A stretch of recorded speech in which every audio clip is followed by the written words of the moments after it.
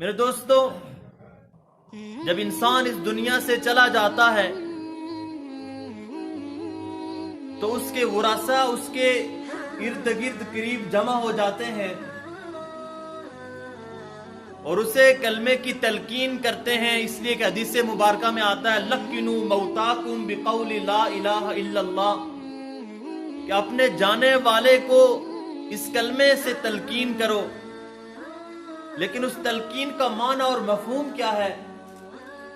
اس کا یہ مطلب نہیں کہ اس سے کہا جائے کہ تم کلمے کا ورد کرو، اس لیے کہ حدیث مبارکہ کے مطابق وہ اس وقت شیطان کے نرغے میں ہوتا ہے اور موت کی سختی میں ہوتا ہے، اور اگر اس سے کہا جائے گا کہ تم کلمے کا ورد کرو، شاید موت کی سختی کی وجہ سے وہ اس کا انکار کر بیٹھے اور ہمیشہ ہمیشہ کی ناکامی میں وہ داخل ہو جائے۔ اس لیے علماء نے اس تلقین کا مطلب یہ لکھا ہے کہ اس کے پاس بیٹھ کر کلمے کا ورد کیا جائے۔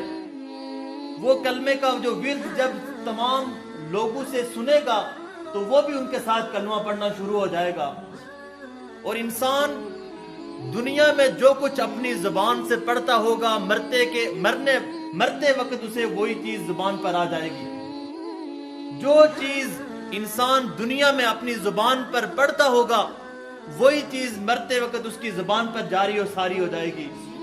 اس امت کا ایک محدث ابو زرع رازی ایسا محدث کہ جس کو 7 لاکھ احادیث ایسے یاد تھی جیسے ہمیں اور آپ کو سورہ اخلاص یاد ہوتی ہے، سورہ اخلاص یاد ہوتی ہے، ایسے ان کو یاد تھی۔ ایک مرتبہ سبق میں دیر ہو گئی، گھر گئے، کہا لیٹ کیوں ہوئے؟ کہا استاد کے درس میں بیٹھے تھے۔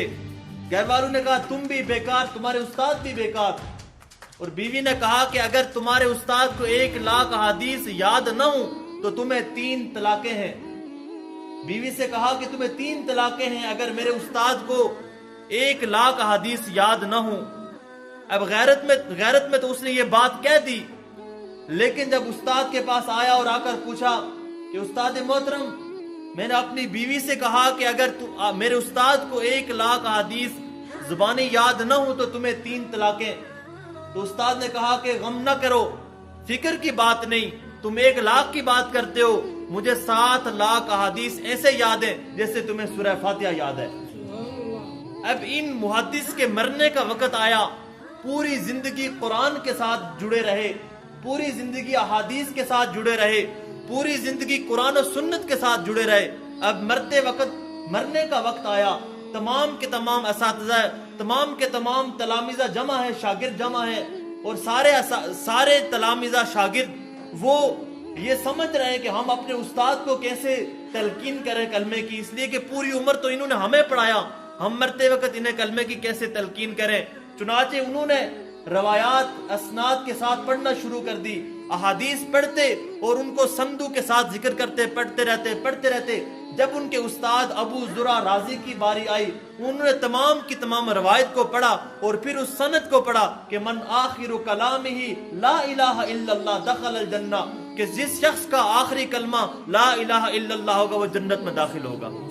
اور یہ کلمہ پڑھا، یہ حدیث پڑھی اور ان کا انتقال ہو گیا۔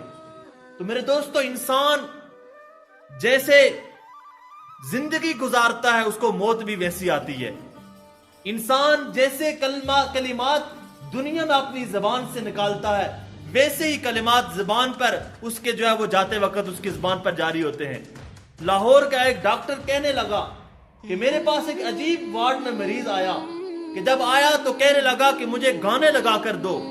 تو ڈاکٹر حیران کہ اس کا آخری وقت ہے اور یہ گانے لگانے کی بات کر رہا ہے۔ میں نے اس سے کہا، اس کے بیٹوں کو بلایا کہ یہ تمہارا باپ کیا کہہ رہا ہے؟ کہ یہ کہہ رہا ہے کہ مجھے جاتے وقت اس دنیا سے جا رہا ہے اور کہہ رہا ہے مجھے گانے لگا کے دو۔ بیٹوں نے وہ ٹیپ ریکارڈر سے چھینا، سورہ یاسین کی تلاوت لگائی اور سورہ یاسین پڑھی۔ جب بیٹے گئے دوبارہ اس نے وہ گانے لگائے اور گانا گاتے ہوئے اور گانا سنتے ہوئے اس دنیا سے چلا گیا۔ اب اس ڈاکٹر نے ان کے بیٹوں کو بلایا، اس کے بیٹوں کو، کہ عجیب ماجرا ہے، 40 سال میں میرے پاس کوئی ایسا پیشنٹ نہیں آیا کہ جو گانا گاتے ہوئے گانا سنتے ہوئے اس دنیا سے چلا گیا، معاملہ کیا تھا؟ تو کہنے لگے اس کے بیٹے کے 40 سال ہو گئے، اس شخص کا معمول ہے کہ یہ روزانہ صبح و شام گانے سنتا ہے صبح شام گانے سنتا ہے، اور جب اس کا مرنے کا وقت آیا، اب چونکہ عادت پڑی ہوئی تھی، اور بچپن کی عادت بچپن تک نہیں چھوٹتی، انسان جو عادت بچپن میں ڈال دیتا ہے وہ کبھی نہیں چھوٹتی، اب اس سے عادت نہیں چھوٹی، اب وہ گانا گاتے ہوئے اس دنیا سے چلا گیا، یہ بھی ایک موت ہے۔ اور نبی علیہ السلام نے فرمایا کہ جو شخص گانا گاتے ہوئے یا گانا سنتے ہوئے اس دنیا سے چلا جائے، اس کو مسلمانوں کے قبرستان میں داخل نہ کرو، اس کو مسلمانوں کے قبرستان میں تدفین نہ کرو اس کی۔